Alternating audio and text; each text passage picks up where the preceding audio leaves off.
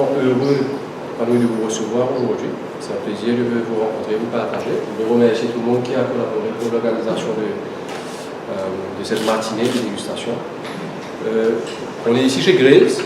Et la première chose que je voulais vous montrer, c'est justement ce bâtiment-là, quelque chose qu'on a créé et qu'on a pris possession au niveau de Terra il y a quelques mois de cela. Et c'est au niveau de ce bar et de cet emplacement qu'on lance et qu'on reçoit des professionnels du métier, des amoureux de vin, de whisky, de champagne, et où on reçoit et on fait nos formations de produits, que ce soit avec nos équipes, mais aussi les clients extérieurs. Et c'est là où on reçoit justement les formations qu'on fait nos masterclass, que ce soit sur le whisky, que ce soit sur le rhum, et que ce soit aujourd'hui sur les champagnes et les bulles, pour vous faire partager des connaissances. Donc, le but de la Graves Academy, quelque chose d'important pour nous au niveau de Graves, c'est vraiment de partager, ce que je vous disais plus tôt, c'est vraiment de partager les connaissances produits que nous commercialisons, qui sont les mieux placés pour vous partager les connaissances techniques de produits. C'est les sommeliers, c'est leur métier, qui sont vraiment des professionnels du métier. Et on a la chance et l'idéologie chez Graves d'avoir dans nos équipes une équipe de sommeliers pour pouvoir partager à nos clients cette connaissance technique. Il y a une autre chose qui est importante au niveau du monde du vin, des bulles, c'est le côté festif. Je pense que la période est appropriée. Mais c'est aussi une chose que au monde du vin, c'est le côté du partage et l'aspect humain des choses, pour partager justement le côté socialisation, de rencontrer des gens, de partager avec eux. Donc il y a un aspect humain dans ce côté de la Graves Academy pour connaître les gens et rencontrer. C'est notre métier aujourd'hui dans la commercialisation du vin, c'est de rencontrer des gens et partager sur l'aspect positif. Donc on va passer aujourd'hui sur un des thèmes qui est la formation de bulles et de champagne, pour connaître les différentes méthodologies de production, ce qui vous permettra, vous et j'espère vos lecteurs et nous, quand on va dans une boutique ou quand on va dans un supermarché où on va acheter un produit, de vraiment savoir ce qu'on achète et aussi de connaître les produits que vous allez acheter pour savoir avec quoi ça se marie, est-ce que je vais mettre ça en apéritif ou je vais mettre ça en dessert et autres. Donc, merci d'être des nôtres aujourd'hui. J'espère que vous apprécierez, je sais que vous allez le faire. Et la personne que je vais vous présenter aujourd'hui, c'est celle qui s'occupe de la Graves Academy sur toute la gestion, formation des produits. Sommelière chez nous depuis 3 ans. Et sommelière de fonction et de profession. Voilà. Donc c'est Fleur Edel qui est installée à Maurice depuis peu et qui est chez Graves depuis 3 ans, qui va vous conduire justement sur cette présentation-là aujourd'hui. Donc merci d'être des nôtres et merci Fleur pour tes cover. Rebonjour à tous. Alors je me présente un petit peu plus précisément que Cédric. Alors moi je suis à Maurice depuis 3 ans, je suis sommelière et je suis sommelière depuis à peu près 12 ans.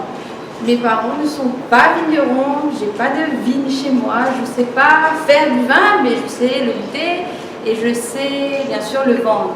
Alors pourquoi le vin? Ça aurait pu être n'importe quoi. Le vin parce que c'est derrière le vin il y a quelqu'un. Il y a un vigneron et que dans chaque bouteille, c'est vraiment l'esprit du vigneron qui est dedans. Même quand on est dans la même région, on peut avoir des vins très diversifiés parce que finalement, c'est la personne qui donne, avec un seul produit, avec le raisin, qui peut donner des multitudes de vins et de produits très très différents.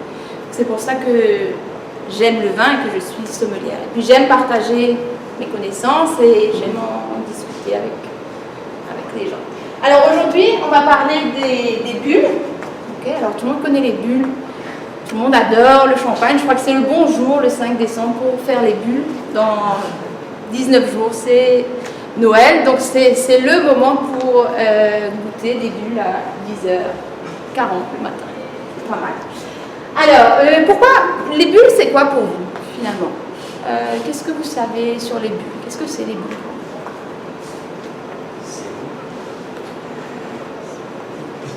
C'est pétillant, ouais. Quoi d'autre? Qu'est-ce que vous connaissez comme vin effervescent, comme vin on a des bulles.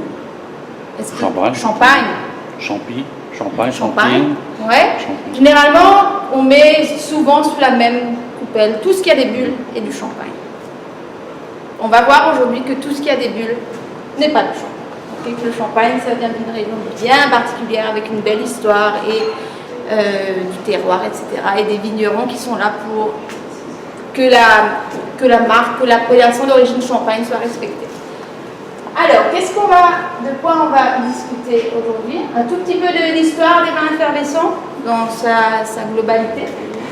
Les différentes méthodes de fabrication pour que, comme le disait Cédric, quand vous vous trouvez dans un supermarché, qu'il n'y a pas de sommelier à côté de vous, que vous arrivez à vous dépatouiller avec tous ces produits. Il y a des bouteilles qui sont plus belles que d'autres. Quand c'est beau, ça ne veut pas dire forcément que c'est bon. Okay, donc on va voir ça. Et puis, on va voir comment ouvrir une bouteille de champagne ou de vin effervescent. Est-ce que tout le monde sait ouvrir une bouteille de champagne? Sans faire poc et en mettre dans tout le... Donc on va voir comment on ouvre une bouteille de champagne dans les règles de l'art et aussi la température de service et les apports. Et puis bien sûr, on va faire la dégustation. Important la dégustation. Alors on va goûter un vin effervescent d'Afrique du Sud, on va goûter de l'italien et puis on va goûter du champagne sous différents aspects, différentes méthodes. Alors l'histoire des vins effervescents, en fait, on n'a jamais, il y a très très longtemps, on a fait du vin, on a fait du vin depuis très longtemps, on ne voulait pas les bulles. On voulait absolument que ces bulles disparaissent. Donc on mettait le vin dans des amphores et on mettait des trous pour que le CO2 s'échappe. Et puis on s'est dit, finalement ces bulles, c'est chouette les bulles. C'est sympa, c'est rafraîchissant. On essaye de les garder dans la bouteille et beaucoup de gens, surtout en Champagne, surtout en France, ont essayé de faire en sorte que ces bulles restent dans la bouteille et surtout que la bouteille n'éclate pas. Le gros problème des bulles, c'était que l'effervescence, il y a beaucoup de pression, que la bouteille explose. Il y a eu Pasteur qui a trouvé la fermentation, qui a fait que les levures soient maîtrisées. Il y a toutes les veuves qu'on a parlé sur la Champagne, veuve Clicquot. Il y avait Pommery aussi qui avait sa veuve et qui ont été des dames très fortes et qui ont fait que la Champagne se développe et qu'en général les vins effervescents s'améliorent et deviennent des jolis produits. Et puis sur la Champagne, il ne faut pas oublier aussi qu'il y avait les rois. Hein, c'est les rois, on verra ça tout à l'heure, mais sans les rois, la Champagne ne serait certainement pas là où elle est aujourd'hui. Hop. Ah, pardon. C'est bon. Alors, d'où viennent les bulles? Rapidement, pour faire du vin, il nous faut du raisin. Si on n'a pas des levures, les levures n'existent pas. Si on met des raisins au soleil et si on a zéro levure, il ne se passera rien. Le jus de raisin restera jus de raisin. À la limite, ça va s'évaporer, ça va faire du caramel, mais ça ne donnera pas du vin. Pour qu'il y ait une fermentation, pour qu'on ait des bulles, il nous faut des levures. Donc les levures vont manger le sucre qui se trouve dans le jus de raisin et produire de l'alcool, bien sûr, et du gaz carbonique, du CO2, qu'il nous faut pour notre vin effervescent ou notre champagne. Donc, sans levure, on n'a rien. Les levures sont très importantes dans notre méthode de vin effervescent. Maintenant, il y a différentes méthodes pour faire du vin effervescent. Et c'est ça qui est intéressant et important quand on rentre dans un magasin et qu'on se dit on va acheter, on va se faire plaisir, qu'est-ce qu'on va acheter? Il y a des jolies bouteilles, il y a des bouteilles à 400 roupies, il y a des bouteilles à 800 roupies, il y a des bouteilles à 5 000, 10 000, 15 000, 20 000, 30 000, 50 000. Forcément, c'est ce que vous avez selon ce que vous avez dans votre poche que vous allez décider. Mais aussi, c'est ce que votre palais aime, ou ce que les gens avec qui vous allez partager la bouteille aiment. Souvent, quand on arrive devant ces rayons, on ne sait pas trop. Il y a des bruts, il y a des demi-secs, il y a des choses, méthodes classiques, il y a des méthodes traditionnelles et on ne sait pas quoi choisir. Alors, on va voir ensemble les différentes méthodes pour que vous puissiez arriver à choisir votre produit que vous aimez. Est-ce que vous connaissez un petit peu comment ça marche? Comment on pourrait mettre ces bulles dans la bouteille de champagne? Personne? Le CO2? Oui, alors la première méthode, c'est la gazéification. C'est l'oxygène. Enfin, le CO2. Puis vous avez la méthode ancestrale, très rare à Maurice, parce que très sensible. On verra tout à l'heure. Méthode traditionnelle, c'est la méthode champenoise. C'est la méthode du champagne. Donc c'est la vraie méthode pour faire du vin effervescent. Et puis on verra les particularités de la Champagne, parce que la Champagne, c'est quand même très très particulier. Et puis la méthode classique sur l'Afrique du Sud, la méthode du transfert très rare, on passera très rapidement dessus. Et puis vous avez la méthode Charma, qui est la méthode du célèbre Prosecco italien, qui devient de plus en plus important. Alors la gazéification, comme le monsieur disait, c'est on prend du vin, n'importe quel vin, on assemble, et on met du CO2 dans la bouteille, on ferme, et on vend. C'est, selon vous, c'est cher ou pas cher? Selon vous, c'est une bouteille qui est dans quelle gamme de prix? Pas cher.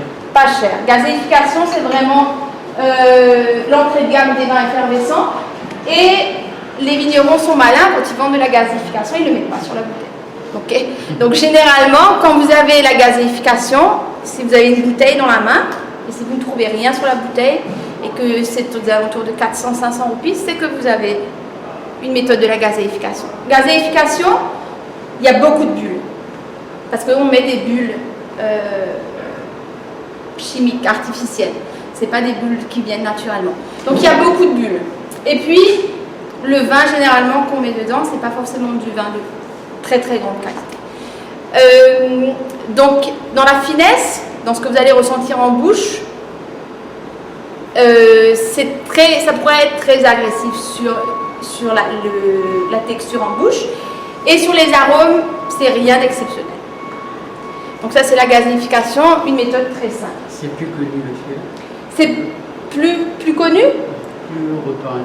Oui, c'est plus répandu. Et puis c'est un rapport qualité-prix quand même qui défie toute concurrence. Entre une gazéification et un champagne, il peut y avoir 10, 20, 30 fois le prix pour un champagne. Donc voilà pour la gazéification. Et puis on a, donc ça c'est les différentes marques que vous pouvez trouver. Donc sur aucune de ces bouteilles, on verra tout à l'heure comment on lit une bouteille de vin effervescent, il y aura marqué que c'est gazéifié.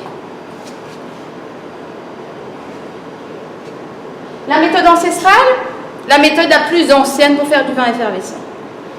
Avant, qu'est-ce qu'on faisait? On mettait un jus de raisin un petit peu fermenté dans une bouteille de champagne, on la ferme et on ne fait plus rien.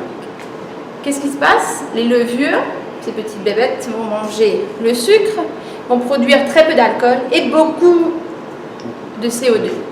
Et puis quand la bouteille est pleine de gaz carbonique, les levures meurent. Donc qu'est-ce qui arrive dans ces bouteilles-là?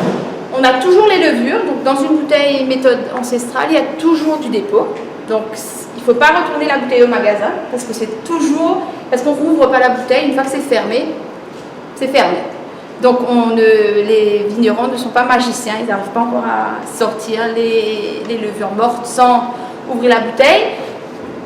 Mais c'est un produit qui est très sensible. À Maurice, c'est très rare parce que les levures restent dans la bouteille. Les levures pourraient se réveiller et continuer à fermenter.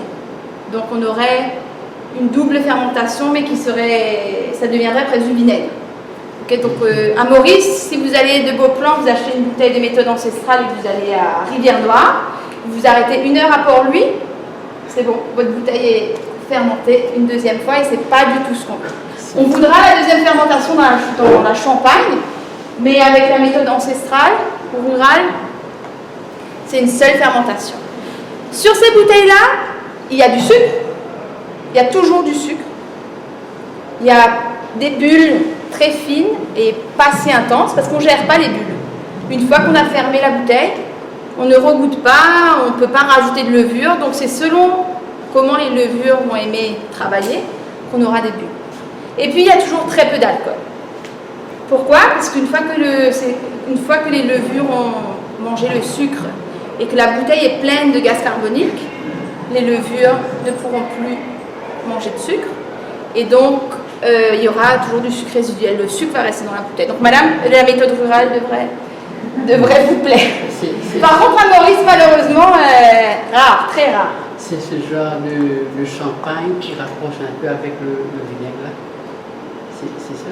Non, ici on n'est pas du tout sur, on est sur quelque chose de très sucré. Pas très sucré, mais sucré. Si ça pouvait être à Maurice, ce serait génial. Je peux vous dire que ça devancerait de loin le Prosecco. Il y a du sucre, il y a un tout petit peu de bulle et il y a des arômes de fruits frais.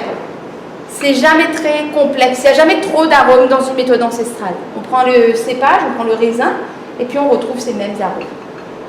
Donc non, c'est pas vraiment comme du vinaigre. Le vinaigre, c'est après. Si c'est mauvais, si on a la deuxième fermentation, là, c'est plus bon. Mais peut-être que vous connaissez le Moscato d'Asti sur l'Italie. Non. Moscato d'Asti est fait dans cette méthode-là. Très léger, ça sent les fleurs, ça sent les fruits blancs. Quand il fait chaud comme ça, c'est génial parce que ça fait 8-9 degrés d'alcool à la piscine, à la plage. On est au top. Mais à Maurice, plutôt rare. Plutôt rare. La région de Champagne en France, Ouais. c'est quel genre de... Alors on va voir ça tout à l'heure. On va finir par la Champagne parce que c'est le plus chouette finalement. Et puis parce qu'on aura plein de choses différentes à découvrir. Voici les appellations sur la France, sur les méthodes rurales, beaucoup plus rares dans les autres pays. Méthode traditionnelle, on y est. Ça, c'est la méthode pour la Champagne. Traditionnelle pour les autres régions, champenoise pour la Champagne. La Champagne est très particulière. Si vous trouvez un champagne qui est fait en Afrique du Sud, il faut téléphoner aux champenois, il faut leur dire, c'est interdit. On n'a pas le droit d'appeler un autre produit champagne que le vin effervescent qui vient de France, de cette région bien précise, avec des règles bien précises. Donc pour les autres produits, on appelle ça méthode traditionnelle. Rapidement, comment on fait pour avoir les bulles dans le champagne et pourquoi le champagne est si différent, ou même les vins de la méthode traditionnelle sont si différents des produits qu'on a vus avant, c'est qu'il y a 2 fermentations, en fait. Et ça prend un temps assez important, ça peut aller de 15 mois jusqu'à 5, 6, 7, 8, 9, 10 ans selon la maison et selon le produit qu'on veut faire. Il ne faut pas oublier que, comme le vin, les vins effervescents, c'est une histoire d'humain. Si les vignerons n'étaient pas là, il n'y aurait certainement pas de vin effervescent, on n'aurait pas trouvé la technique pour mettre ce vin dans les bouteilles. Et donc chaque vigneron met de son âme dans la bouteille. S'il aime les champagnes sucrés, il va peut-être faire 5 champagnes sucrés et 1 sec.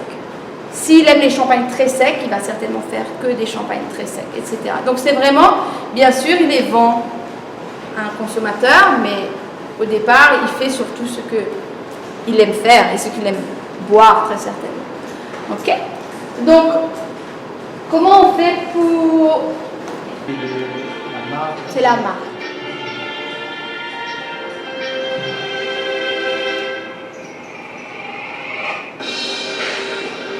Alors là, vous avez le temps pour la Champagne. Les vins faits selon la méthode traditionnelle, ça peut prendre un petit peu moins de temps parce que ce sera moins cher aussi.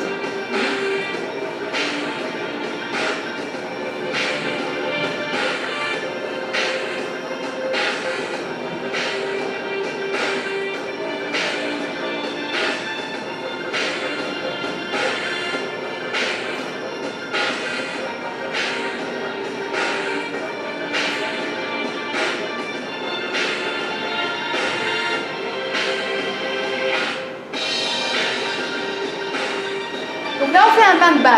Ça veut dire qu'on fait un vin qu'on pourrait boire, en fait. Et puis, on fait des assemblages. ça c'est pour la Champagne ou pour d'autres régions aussi. On assemble le vin pour qu'on ait gustativement le produit qu'on recherche.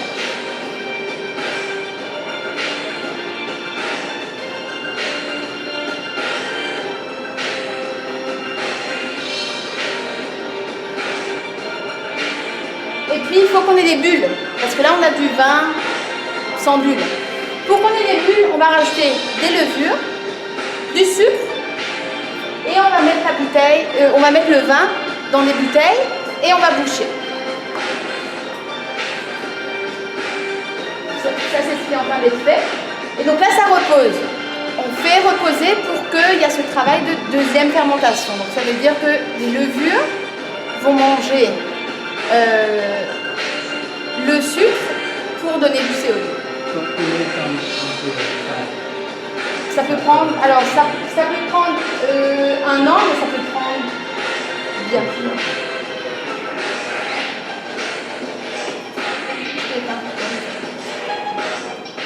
Et puis, donc une fois qu'on a cette fermentation là qui a repris, on a la deuxième fermentation. Qu'est-ce qui se passe quand on a une bouteille de vin effervescent fait selon la méthode traditionnelle qui peut coûter 900 roupies, 1000, 3000, 4000, 5000 sur du champagne, 10 000, 15 000. On ne veut pas forcément les levures mortes dans la bouteille. Vous êtes d'accord avec moi, quand vous allez acheter une bouteille, vous n'avez pas envie de manger des levures en même temps que de boire du champagne. Qu'est-ce qu'ils vont faire? Ils vont faire le remuage, c'est-à-dire qu'ils vont faire que ces levures qui sont mortes dans la bouteille se retrouvent dans le goulot et qu'on puisse les sortir. Alors, quand vous êtes chez vous et que vous avez du jus de fruits de la passion, c'est couché dans le frigo. On est d'accord que les petits grains se posent en bas de la bouteille, enfin pas en bas, ça se pose sur la bouteille. Si vous allez relever votre bouteille, qu'est-ce qui va se passer? Tous ces petits grains vont se promener dans la bouteille. C'est pareil, si on fait une méthode traditionnelle et qu'on prend la bouteille, toutes les levures vont se remélanger, ça sert à rien. Tout ce qu'on a fait, on a laissé poser la bouteille pendant 6 mois, 1 an, 2 ans, 3 ans, tout ça pour refaire bouger les levures.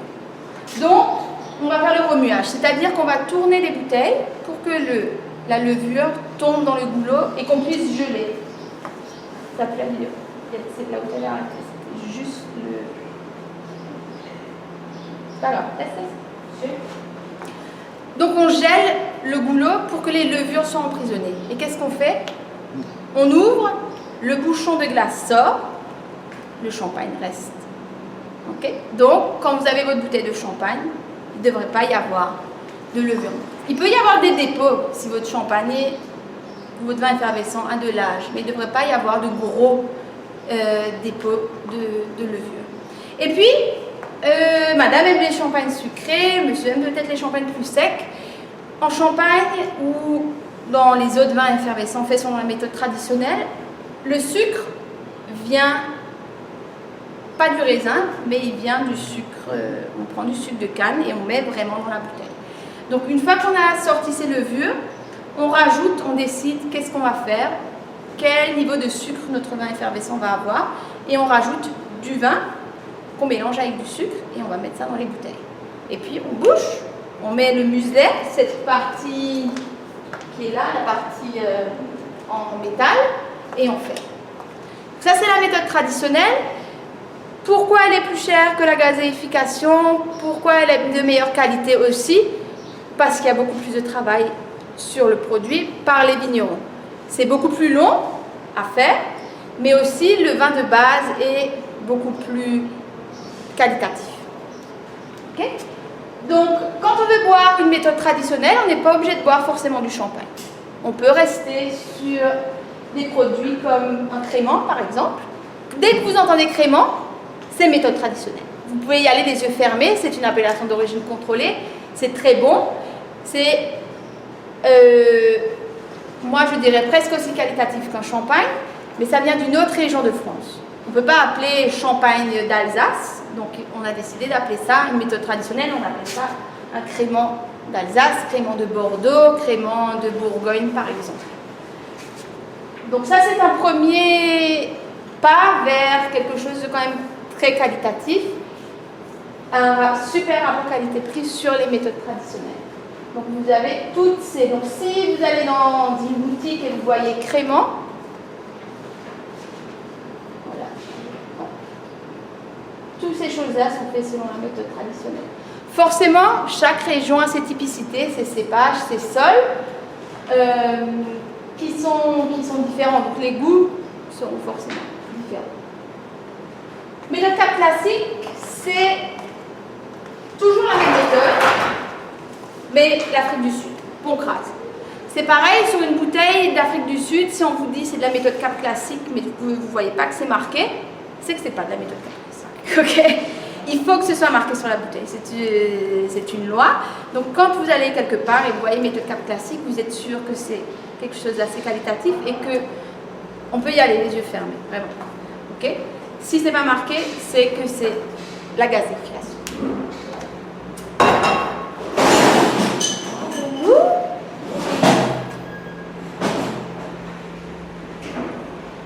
Alors voilà ce que vous pouvez trouver, Idoun, les Poncrases rosés qu'on va goûter tout à l'heure.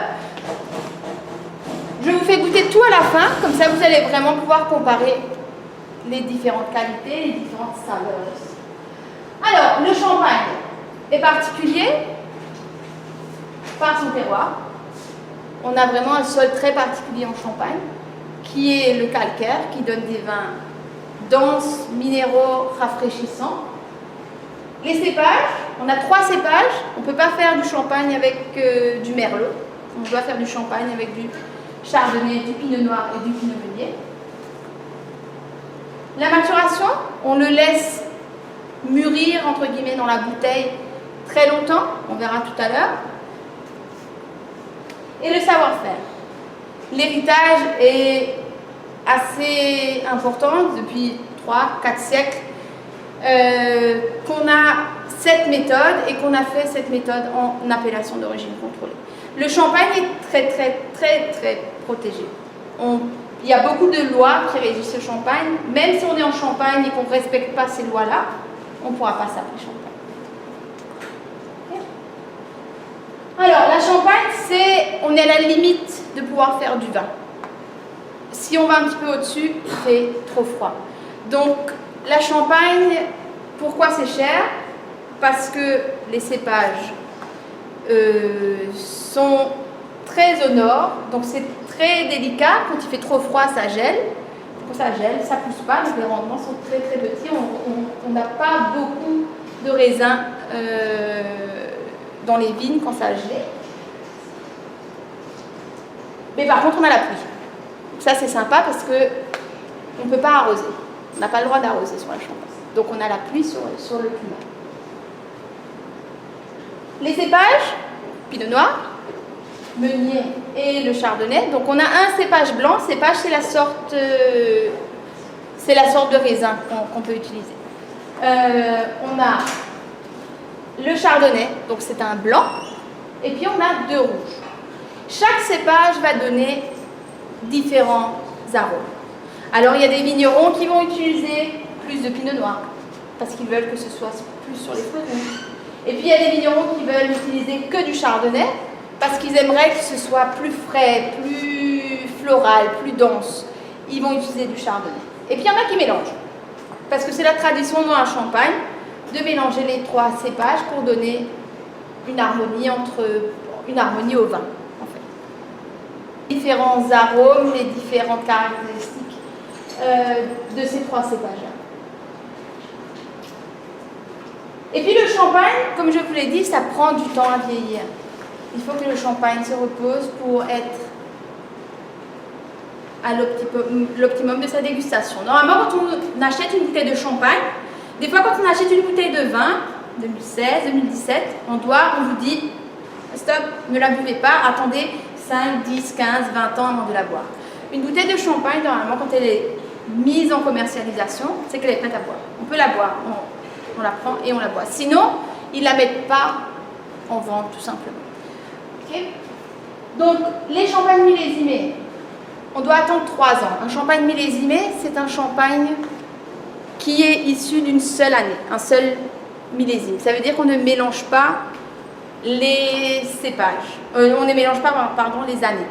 on gardera une seule année. C'est comme si on faisait un rhum avec un seul rhum, une seule année. Il faut savoir que les rhums sont généralement mélangés. C'est comme si on faisait un rhum d'une seule année. Donc on coupe la canne 2015 et puis on fait un rhum que avec cette canne-là. On ne prendra pas de la canne des années, enfin du rhum des années précédentes. Donc c'est pareil sur le champagne. Les millésimés, c'est une seule année, donc avec une seule année. Et donc ces champagnes-là prennent plus longtemps à reposer, ils prennent plus de temps à être prêts.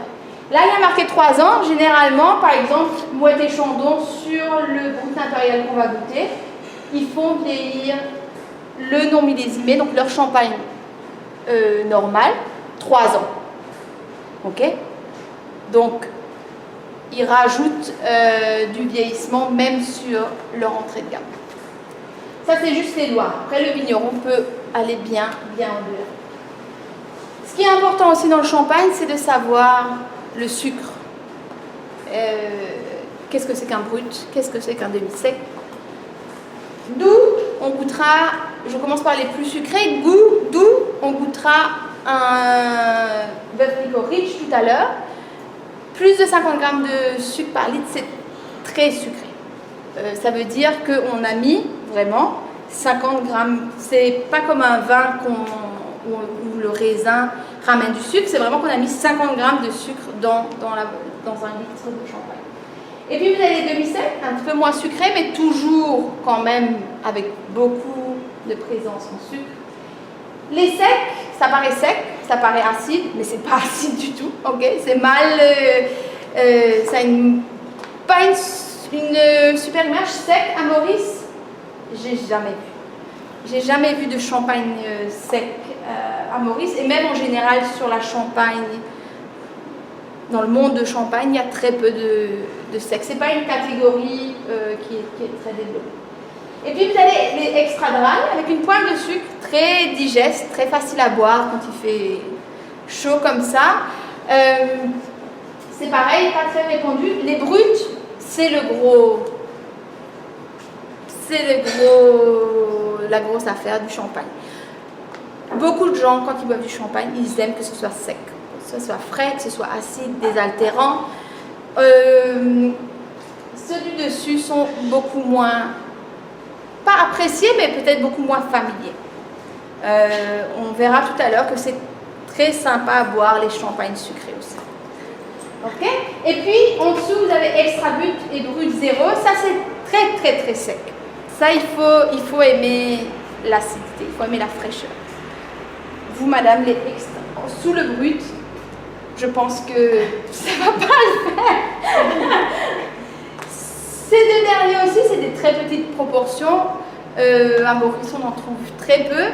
Les grosses maisons de champagne en font très peu. C'est souvent des petits vignerons qui, parce que eux, ils aiment l'acidité, qui font des bruts zéro ou des extra bruts.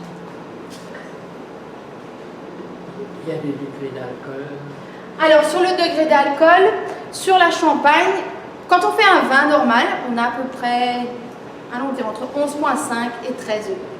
Il faut savoir que la Champagne, je vous l'ai dit, c'était au nord de l'hémisphère nord, a beaucoup de soleil, a du soleil sur une grande partie de la journée, le soleil est un petit peu plus loin, donc ça veut dire que le soleil va se lever à 6 h du matin et peut-être se coucher à 21 h, mais le soleil n'est pas fort. Donc qu'est-ce qui se passe? Vos grains de raisin ne seront pas très sucrés. Quand on veut de l'alcool, il faut du sucre dans le raisin. Si on n'a pas de sucre dans le raisin, on aura très peu d'alcool. Donc quand on a du champagne, le vin de base fait 11 degrés. Et puis sur la deuxième fermentation, on va rajouter 1 ou 2 degrés. Donc le champagne, généralement, c'est entre 12 et 13 degrés. Ça ne va jamais bien au-delà. Ça ne peut pas. Les caractéristiques du cépage ne le permettent pas. Mais si vous trouvez un champagne à 15 degrés, je ne sais pas comment ils font. C'est pas possible. C'est techniquement pas possible. Donc c'est quand même des produits qui sont assez légers, entre guillemets. C'est pas forcément léger en bouche, dans les arômes, mais l'alcool est quand même assez volatile. C'est pas très très puissant. La Champagne, c'est tout petit. Mais il y en a il y a plein de choses en Champagne. Il y a 16 000 vignerons. Donc 16 000 vignerons, si je ne me trompe pas, c'est comme si tout Flac, chaque personne à Flac était un vigneron. C'est quand même incroyable, c'est immense, 16 000 vignerons. En Champagne, il n'y a pas tous les vignerons qui font du champagne. Certains vignerons, moi je suis tout petit, j'ai un tout petit coin de vigne, je ne peux pas faire du champagne.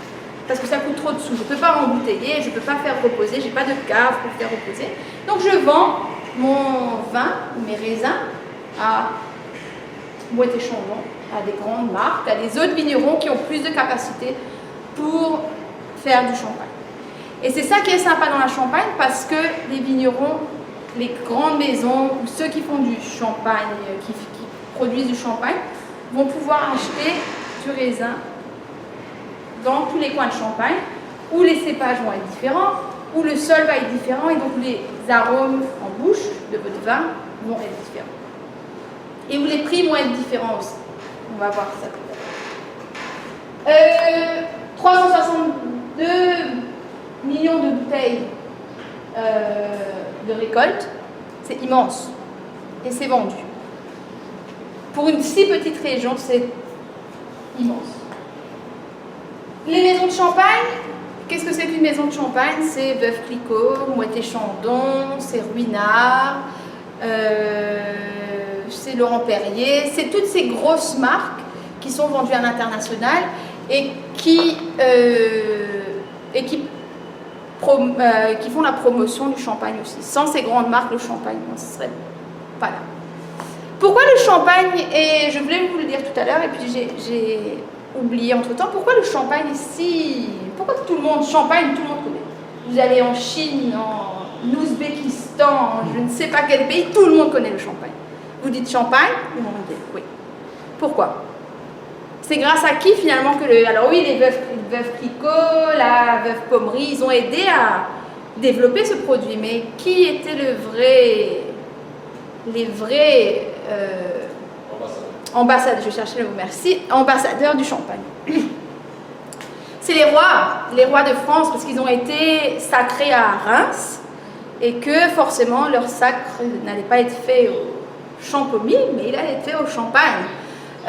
Si Reims n'avait pas été en Champagne, c'était certainement un autre produit qui aurait été mis en avant. Reims a eu la chance que le premier roi de France a été sacré à Reims et que tous les autres rois aussi. Forcément, les rois avaient beaucoup de contacts et le champagne a été donné en cadeau, vendu à tous les autres royaumes. C'était voulu ça? C'était voulu ou bien c'est un hasard de l'histoire? Moi, personnellement, je pense que c'est un hasard. Je ne pense pas qu'il y a 4, 5, 6 siècles de ça, on se disait, allez, en 2020, on vendra beaucoup de champagne à Maurice. Je ne pense pas. Non, je pense que c'est vrai, c'est ce que je dis. Si on avait décidé que c'était Perpignan, par exemple, une région très développée, si on avait décidé qu'on allait sacrer les rois à Perpignan, je suis sûre qu'il y avait une quantité de vin à Perpignan qui aurait été vendue beaucoup plus qu'aujourd'hui. C'est vraiment Reims, pourquoi? Parce que Paris est là et Reims est à 3 jours de cheval. Je sais pas, mais à l'époque c'était du cheval, donc c'était plus près que d'autres grandes villes et qu'il y avait une cathédrale à Reims. Donc ouais. Il y a un petit aspect religieux, il y a un petit aspect religieux dedans. Ouais, le vin est très religieux. Hein. Les moines, ça a souvent et toujours été les moines qui ont fait du vin pour la messe. La messe à Bondeau, il fallait bien. Donc ils ont fait du vin et puis ils ont su bien faire finalement. Ils se sont, entre les prières, ils sont arrivés à travailler sur les produits et à faire de jolies choses. Ils ont arrivé à développer pas seulement en Champagne, hein, en Bourgogne, il y a eu les moines, dans le Val-de-Loire aussi, dans toutes les régions, c'était vraiment... c'est très religieux, le vin reste très religieux. Pourquoi le Champagne a resté avec la France? Oui, par contre, l'Espagne aussi qui font du vin effervescent. Parce qu'ils ont été malins, ils se sont protégés. En France, on a des appellations d'origine contrôlée. Donc ça veut dire que c'est des lois pour du vin, pour du fromage, pour du foin. Je sais même qu'il y a du foin et des olives qui sont appellations d'origine contrôlée. Les appellations d'origine contrôlée ont été créées pour protéger la région.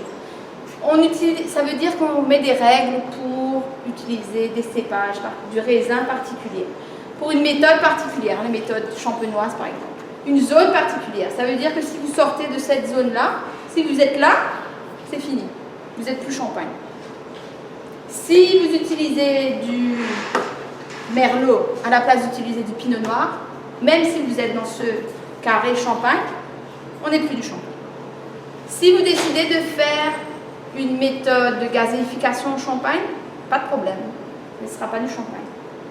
Donc c'est des lois qui sont très réglées et qui marchent pour d'autres produits. Donc c'est pour ça que je vous disais tout à l'heure, souvent les gens disent « Ah, j'ai bu du champagne aujourd'hui ». Peut-être pas. C'était très certainement du vin effervescent. D'ailleurs, mais depuis un petit moment, le champagne est protégé et c'est très rare qu'on voit un autre produit qui n'est pas du champagne et qui s'appelle le champagne. On verra tout à l'heure sur les bouteilles, c'est marqué appellation d'origine contrôlée. Hein, donc on ne peut pas, c'est interdit. Même si vous êtes en France, vous ne pouvez pas faire du champagne en dehors de la Champagne. On pourra faire du crément, c'est la même méthode, mais on ne pourra pas faire du champagne. Interdit.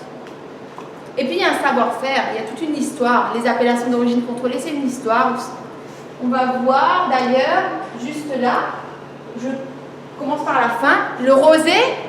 Pour faire du rosé, on n'utilise pas de colorant. Okay. On ne fait pas de rosé, enfin ailleurs, sur certains autres produits peut-être. Sur le champagne, on n'utilise pas de colorant. Comment on fait du rosé? Selon vous, comment on fait un vin rosé? On mélange du blanc, le blanc, le rouge. Vous avez de la chance parce qu'on est en Champagne. Hein. Sinon, ça ne marcherait pas comme ça. En Champagne, il y a très très longtemps, on ne se cassait pas la tête. On prenait du rouge et on prenait du blanc. Forcément, on prenait un petit peu de rouge et beaucoup de blanc. On faisait de la peinture et on faisait le rosé qu'on avait envie de faire. Ça, c'est en Champagne. C'est la seule région de France qui a le droit de mélanger du blanc et du rouge pour faire du rosé. Pour faire du rosé, on peut aussi presser des raisins rouges. La peau contient la couleur et quand on presse le raisin rouge, le jus prend la couleur de la peau et ça donne une couleur rosée. Mais beaucoup utilisent le blanc et le rouge à mélanger. Pour le reste des régions françaises, interdit quand on veut faire du rosé. Et puis on a des mentions particulières, blanc de blanc par exemple sur la Champagne. Si vous voyez un champagne blanc de blanc et vous vous dites « Ah, c'est cher !» C'est normal. Un champagne blanc de blanc est toujours un petit peu plus cher que les autres parce qu'on utilise le chardonnay, le raisin est cher à acheter et un petit peu plus compliqué à élever. Et c'est vraiment, un blanc de blanc est vraiment d'une différente qualité. Blanc de noir, le nom l'indique, on fait du blanc avec des raisins noirs, des raisins rouges plutôt. Okay, donc on utilise, il n'y a pas du tout, quand on fait du blanc de noir, on ne met pas du tout de chardonnay. On met que du pinot noir et du meunier. Et puis le rosé, que je vous ai déjà expliqué. Alors il y a des crus en Champagne. C'est pour ça que les qualités sont différentes. Les crus ramènent ces différents terroirs. Le sol est différent. C'est quoi le terroir? C'est comme si il y a des légumes, il y a des fruits qui ne poussent pas au même endroit à cause du sol. Il y a des fruits qui poussent mieux dans le sable, il y en a qui poussent mieux sur de la roche. Donc là, on a 17 grands crus en Champagne. Ça veut dire que ça, c'est le top du top. C'est en haut de la pyramide. Ces 17 grands crus, on le voit sur la pyramide, c'est une toute petite portion de la production. Et puis, vous avez les premiers crus, un petit peu plus importants, mais sans vraiment l'être. Et puis, vous avez 258 crus. Ça veut dire qu'il y a 258 villages qui ont le droit de faire du champagne traditionnel. Si on ne fait pas un grand cru, on mélange tous ces trois aspects-là pour faire une bouteille de champagne.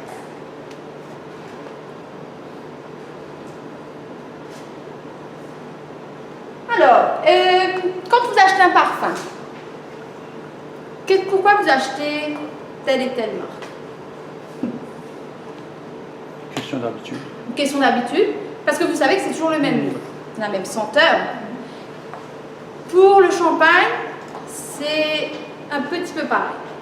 Quand vous êtes en Chine, vous êtes à Maurice, vous êtes en France, vous êtes aux États-Unis, quand vous achetez une bouteille de Moët & Chandon comme celle-là par exemple, ça doit être, le goût doit être pareil. C'est comme si vous avez acheté un parfum, si vous l'achetez dans n'importe quel pays, la senteur doit être la même. Pour que ça marche, ils doivent assembler. Donc les vignerons, les maisons de champagne doivent mélanger plein de cépages pour arriver à peu près toujours le même. Donc qu'est-ce qu'on peut... C'est facile, parce que année par année, vous avez moins de soleil, vous avez beaucoup de pluie. Ouais, mais il faut qu'ils mélangent toujours. Il faut qu'ils arrivent à trouver... Parce qu'on va voir que le champagne, c'est pas forcément qu'une seule année. Si c'est une seule année, c'est marqué sur la bouteille. Et c'est plus... Là, sur ces bouteilles-là, on est sur de l'assemblage. Ça veut dire qu'on peut assembler plein de choses différentes qu'on va voir pour que la bouteille a le même goût. C'est pas si simple que ça parce qu'il faut arriver à mélanger les bons cépages, les bonnes cuves, les bonnes barriques pour arriver à ce produit final. Vous avez raison, de plus en plus c'est pas simple, mais on a beaucoup plus de moyens pour avoir les mêmes organes, des tests, etc. Donc, quand on fait un champagne, on peut inclure différents cépages, pinot noir, pinot meunier, chardonnay, différentes cuves. Ça veut dire que chaque cuve peut être différente, les arômes peuvent être différents, donc on va mélanger différentes cuves. Différentes barriques, on met des vins dans le bois ou non, le bois ramène des goûts différents aussi, et différents crus, ce qu'on a vu avant, donc différentes zones dans la Champagne. Et c'est ça qui va ramener le produit final. Maintenant, si on veut faire des choses beaucoup plus particulières, on va choisir qu'un cépage et on pourra rajouter les autres. Si on veut faire une année particulière, on va faire 2019 par exemple, et on va tirer les autres. Donc c'est ça qui va donner les particularités au champagne. Alors méthode du transfert, pas très important, je passe dessus. Méthode Charmat, c'est la méthode du Prosecco. Qui ne connaît pas le Prosecco? Prosecco, c'est d'Italie, c'est facile à boire, on est sur des petites bulles, on va voir tout à l'heure, c'est très rafraîchissant et c'est pas très compliqué à boire. Il y a des arômes très simples, on se fait très vite plaisir sur le Prosecco. La différence avec le Prosecco, avec la méthode traditionnelle, la méthode champenoise, c'est que au lieu que la deuxième fermentation, quand on rajoute ces levures-là, au lieu que ça retourne dans la bouteille, ça va dans la bouteille, ça va rester dans une grosse cuve. Donc dans cette grosse cuve, on a un vin de base, donc il n'y a pas de bulle, et on va y rajouter des levures, du sucre, et on va la fermer. C'est pour ça que ça s'appelle cuve close. Une fois que c'est fermé, le CO2 ne pourra pas s'échapper. Les levures vont manger le sucre qui produit du CO2. Et donc on a une deuxième fermentation. Le Prosecco a des bulles un petit peu plus discrètes que le champagne, parce qu'on doit transvaser ce liquide dans les bouteilles. C'est comme si vous prenez un coca et vous buvez le coca de la bouteille et vous buvez le coca dans le verre.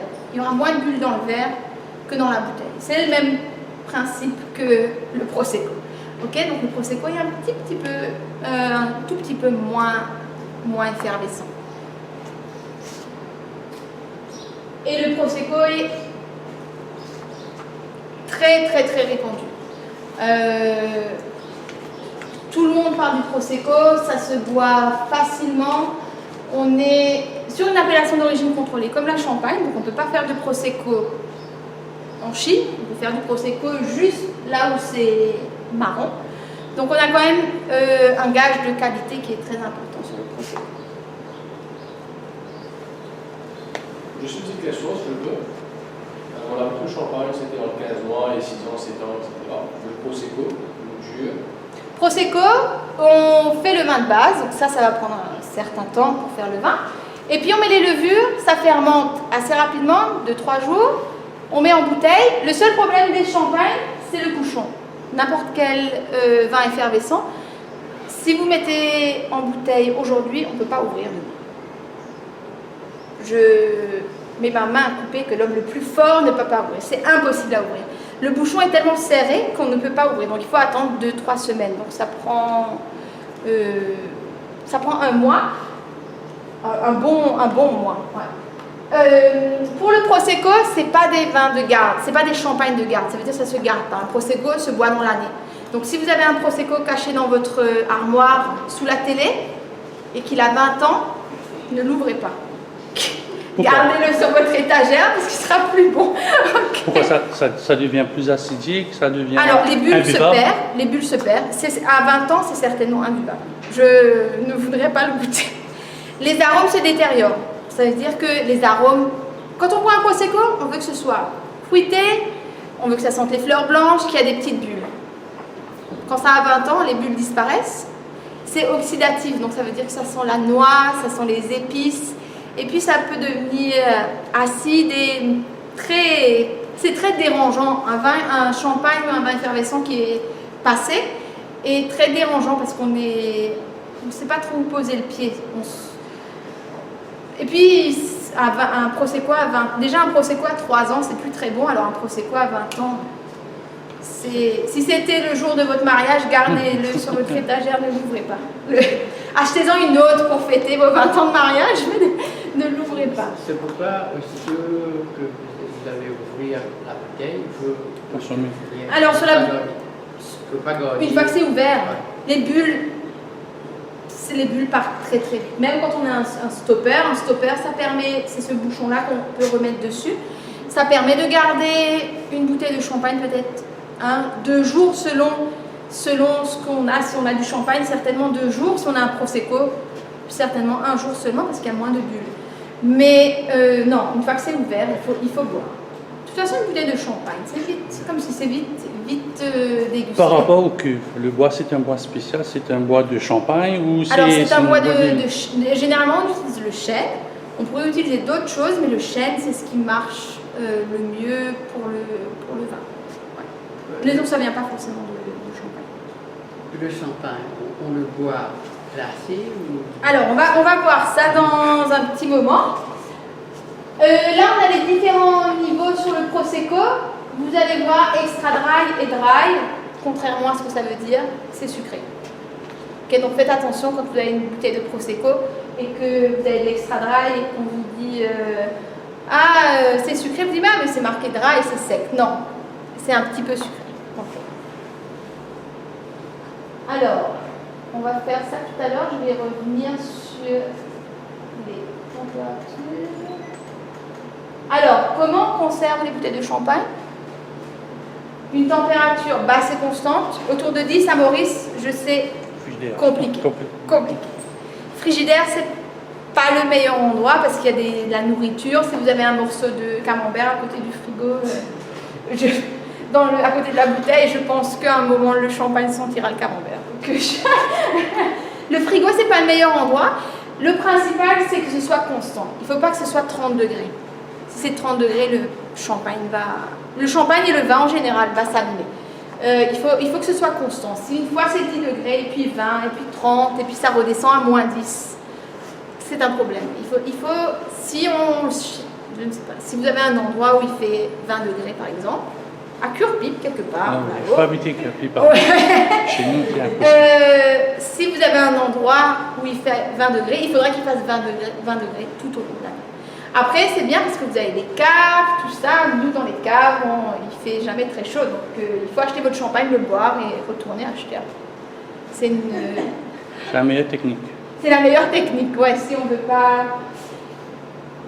Il faut un taux d'humidité. Ça, à Maurice, c'est top. Le seul problème, c'est la température. L'humidité, on n'aurait pas besoin d'humidificateur. L'humidité est bien sympa à Maurice. Et puis, il ne faut pas de lumière.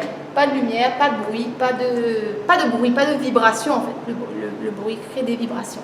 Pas de lumière. Donc le frigo, oui, il n'y a pas de lumière, mais il y a trop de choses dans le frigo. Il y a trop de parasites. Si vous mettez un frigo avec que du champagne, très bien. Sinon, non. La température de service. Il faut boire le champagne frais. Ce qu'on trouve à Maurice, il faut le boire glacé. À Maurice, je dirais même glacé parce que ça va tellement vite, le temps de verser le champagne dans le verre, c'est déjà chaud. Ok, donc il faut en servir très peu et il faut pas le mettre au congélateur parce que ça pourrait abîmer les bulles dans la bouteille, mais il faut le glacer bien avant. Ouais. Donc ça se boit assez frais. Et puis vous avez des champagnes millésimés, etc., qui se boivent un peu moins frais. Mais je dis toujours, je préfère faire chauffer le vin dans le verre que de le boire trop chaud. Donc il vaut mieux attendre quelques minutes et de le boire après que de le boire trop chaud. Alors, le verre idéal, alors vous avez vu, on a plusieurs verres. Ça c'est sympa, pourquoi? Parce que les bulles ne vont pas s'étendre, elles restent concentrées. Souvent on voit ces coupes, là où j'ai mis la croix dessus, c'est trop évasé. Alors vous allez me dire, ça aussi c'est évasé, mais ça c'est pour quelque chose de spécial. Pour celui-là, il nous faut de la place. C'est le dernier champagne qu'on va goûter. Pour le Rich, il nous faut des verres évasés. Mais pour les champagnes traditionnels, ou les vins effervescents traditionnels, il nous faut un verre qui est avec une petite sorte.